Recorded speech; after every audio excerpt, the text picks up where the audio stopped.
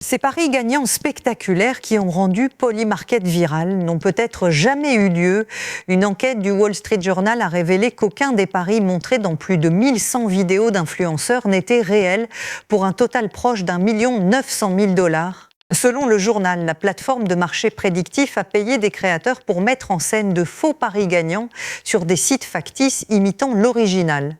Les vidéos montraient des influenceurs empochant d'énormes gains, alimentant une vague d'enthousiasme autour de la plateforme. Polymarket n'a pas détaillé l'ampleur totale de la campagne et le rapport ne dit pas combien d'utilisateurs ont été attirés par ces clips mis en scène. Les marchés prédictifs ont explosé en popularité cette dernière année et c'est l'un des premiers regards sérieux sur la façon dont une partie de cette croissance a vraiment été promue.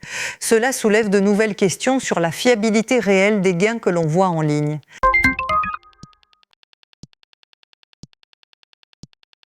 L'une des plus vieilles banques centrales du monde vient de reculer face à une offensive que le secteur des stablecoins redoutait depuis des mois. La Banque d'Angleterre a publié un projet de règle qui supprime ses limites proposées sur le nombre de stablecoins qu'une seule personne pouvait détenir.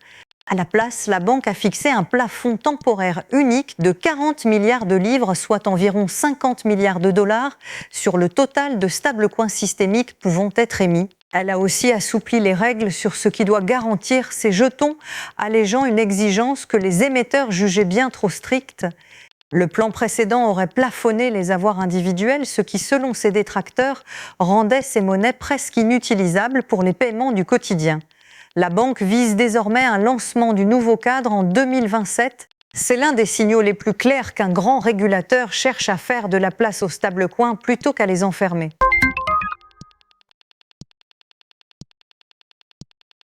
Tout un réseau Ethereum vient d'actionner l'arrêt d'urgence après que des pirates l'ont trompé pour valider des retraits qui n'ont jamais été réels.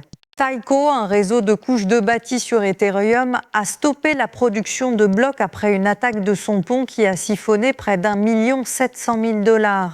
Les pirates ont trouvé une faille dans la vérification des preuves du pont, leur permettant de forger des validations et de retirer des fonds qui n'étaient pas les leurs. L'équipe a pressé les utilisateurs de retirer leur argent et a mis le réseau en pause. La société Blockade a indiqué que la cause semble être une faiblesse dans la validation des signaux servant à déplacer les fonds. Le jeton du réseau a fortement chuté à mesure que la nouvelle se répandait. Les ponts restent des cibles favoris de la crypto, gardant d'énormes sommes derrière une seule couche de code. Abonnez-vous